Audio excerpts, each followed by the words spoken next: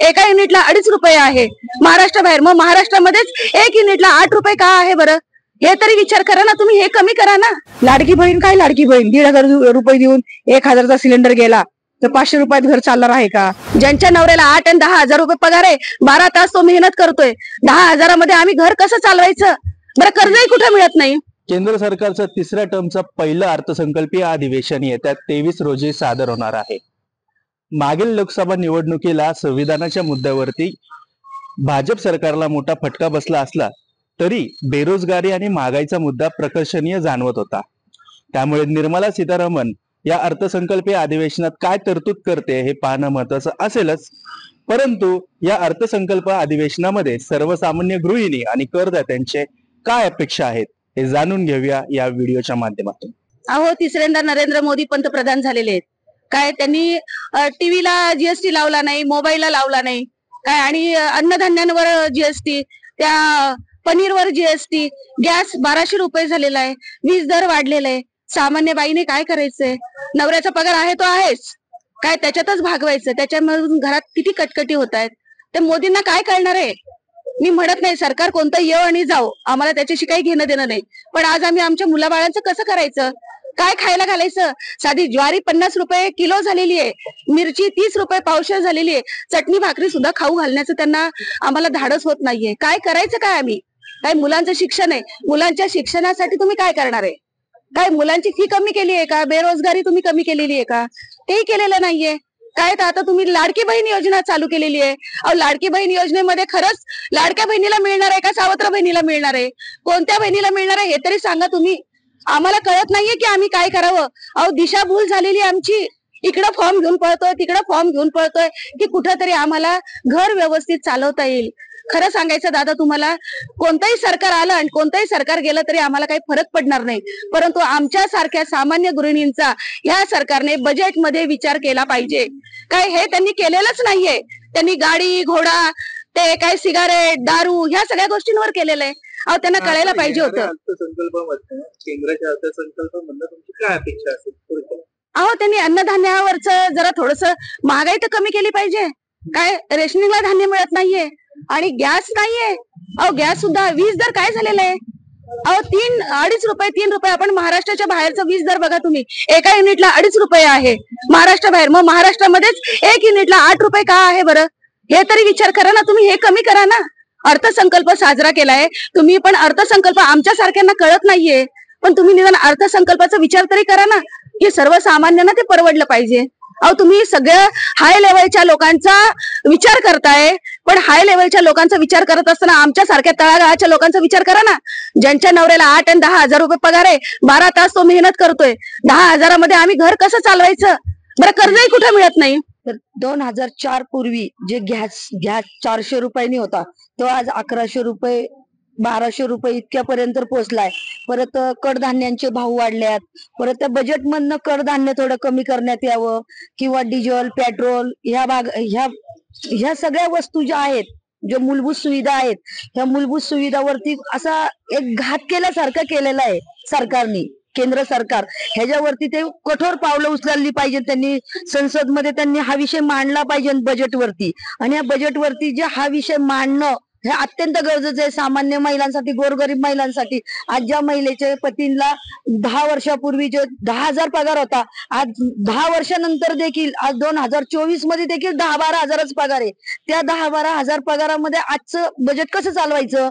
तर आज शेतकऱ्यांकडून आम्ही माल आणायचा का? शेतकऱ्यांना पण जे प्रॉब्लेम आहेत, शेतकऱ्यांचे प्रॉब्लेम पण सॉल्व्ह होत नाहीयेत। शेतकरी पण हमीभाव शेतकऱ्यांना पण मिळत नाहीये। शेतकऱ्यांना हमीभाव दिला तर बजेट थोडं, दह्यावरती त्यांनी जीएसटी लावली, मूलभूत सुविधा खाण्यावरती जीएसटी लावली, ह्या जीएसटीला हे बुग्याम्बू जीएसटी लावली, ही जीएसटी मिटवली पाहिजे। सामान्य जनतेची मागणी आहे, आणि सामान्य महिलांना जे काय पाहिजे ने, तर थोडी महागाई कमी झाली पाहिजे ने, बेरोजगारी कमी झाली पाहिजे ने, मुलांना शिक्षणामध्ये त्यांनी सुविधा दिल्या पाहिजे, महिलांना रोजगार दिले पाहिजे, असे काही म्हणणे आहेत महिलांचे, हे त्यांना खूप जरुरीने सोडवले पाहिजे।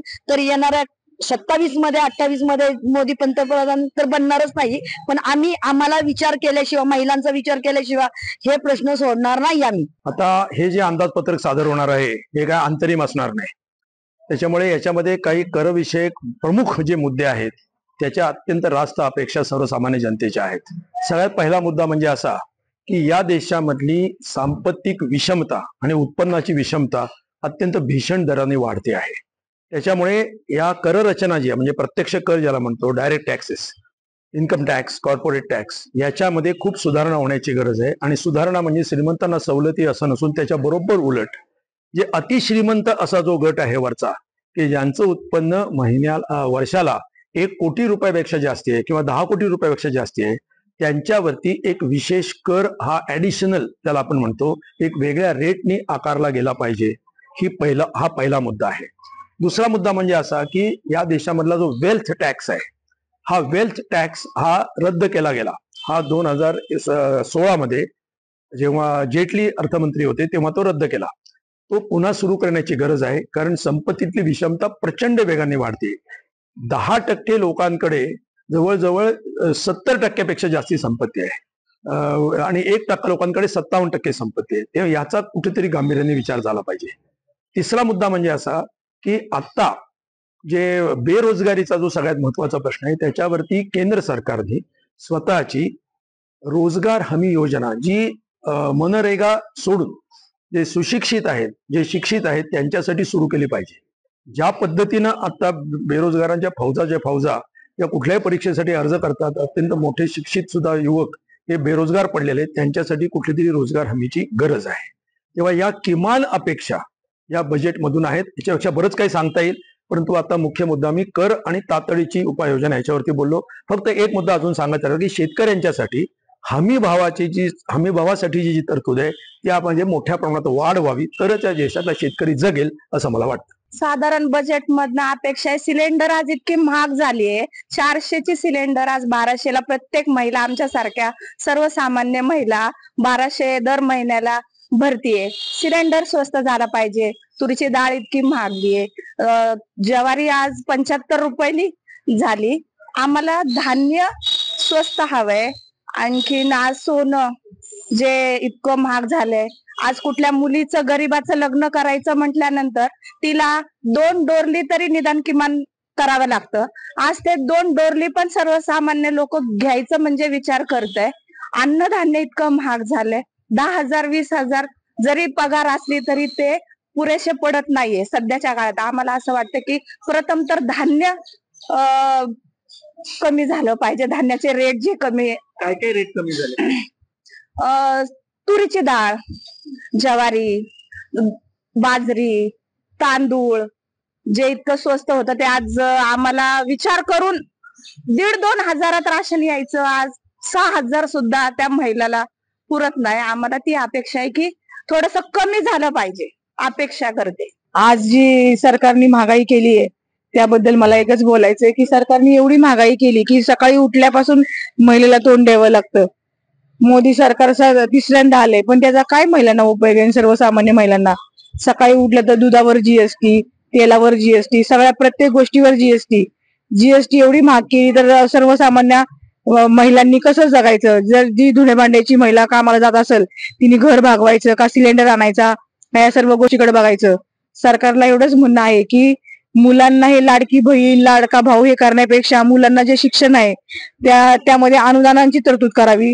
आणि जे गोरगरीब आजारी पडतात तर ते मोठ्या मोठ्या हॉस्पिटलमध्ये जाऊ शकत नाही, ते सर्वसामान्य आणि सरकारी हॉस्पिटलमध्ये जातात.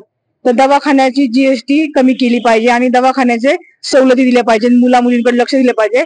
शिक्षण हा फार मोठा भाग आहे, त्याच्याकडे लक्ष दिलं पाहिजे. लाडकी बहीण काय लाडकी बहीण, 1,500 रुपये देऊन 1,000चा सिलेंडर गेला तर 500 रुपयात घर चालणार आहे का? आणि लाडका भाऊ शिक्षण करून म्हणजे पूर्ण होणार का? शिक्षण, दवाखाना आणि घर हे चालणार नाही. तर ही अशी फसवणूक करून, दिशाभूल करू नये सरकारने गोरगरीब जनतेची. तर सरकारने आता असं करावं की गोरगरीब जनतेची मुलं कशी शिकतील आणि गोरगरीब जनतेला कसा दवाखान्याचा उपभोग घेता येईल ह्याच्याकडे लक्ष द्यावं, एवढी सरकारला मागणी आहे. त्यांच्याकडनं अनेक अपेक्षा बजेटकडनं आम्हाला ऍज अ कर सल्लागारांना नक्कीच आहे. कराबद्दल बोलायचं झालं तर प्रत्यक्ष कर आणि अप्रत्यक्ष कर या दोन मध्ये बदल हा बजेटकडनं बऱ्याच वेळेला अपेक्षा असते सगळ्यांनाच, की सामान्य करदात्यांना पण त्यातनं काहीतरी दिलासा मिळाला पाहिजे. आणि तर त्यामध्ये प्रत्यक्ष करामध्ये जर बदल जी अपेक्षा आम्हाला आहे त्यामध्ये नक्कीच की जे स्टँडर्ड डिडक्शन आहे त्याची लिमिट 50,000 1 लाख करावी अशी काही बरेच करदाते आणि आमच्या जे कर सल्लागारांची अपेक्षा नक्कीच असणार आहे. त्यानंतर काही तरतुदी आम्ही ज्या बघितल्या गेल्या त्यामध्ये असं आहे की ओल्ड रिजिम आणि न्यू रिजिम जी आणली गेली होती प्राप्तिकर कायद्यानुसार त्यामध्ये नवीन रिजिम मध्ये बरेच जे डिडक्शन्स आम्ही म्हणतो त्याला वजावट म्हणतो ती काढून घेण्यात आली होती आणि फार कमी वजावट त्यामध्ये आहे तर ती थोडी वाढवावी अशी अपेक्षा नक्कीच न्यू रिजिम मध्ये सर्व करदात्यांना नक्कीच आहे आणि त्याची जी मर्यादा 7 लाखापर्यंत आहे ती सरसकट 7 लाख द्यावी. ती रिबेट मार्फत आज आम्हाला 7 लाख घ्यावे लागते तर तसं न करता सरसकट 7 लाखाची एक हे व्हायला पाहिजे. नंतर जीएसटी मध्ये जर बघायचं झालं तर जीएसटी बजेटमध्ये फार रिफ्लेक्शन होत नाही कारण जीएसटी काउन्सिल आज आहे आणि जे जनरली निर्णय जीएसटी बद्दल घेतात पण बजेटमध्ये काही रिव्हिजन जे कराचे जे रिव्हिजन्स करतात ते काही बजेटमध्ये आपल्याला बघायला मिळतात. मग असं करून एकंदरीतच आमची अपेक्षा ही राहील की नक्कीच सुधारित असा केंद्रीय अर्थसंकल्प आत्ताचा असेल आणि त्यामध्ये काही बदल करतीलच असं आम्हाला नक्कीच वाटतं. महागाई आणि बेरोजगारीबाबत सर्वसामान्य गृहिणींनी आपली खंत व्यक्त केलेली आहे. तसंच सिलेंडर वाढीमुळे सिलेंडरचे जे भाव वाढलेले आहेत त्याच्यामुळे देखील सर्वसामान्य गृहिणींना मोठा मनस्ताप सहन करावा लागला आहे. त्यामुळे पंतप्रधान नरेंद्र मोदी यांच्याकडे जे वाढलेले भाव आहेत त्याच्यावरती कुठेतरी नियंत्रण आणावं आणि ते भाव कमी करावे अशीच अपेक्षा करदाते आणि गृहिणी करताना आपल्याला पाहायला मिळत आहे. पुण्याहून मी आदित्य भवार, महाराष्ट्र टाइम्स ऑनलाईन.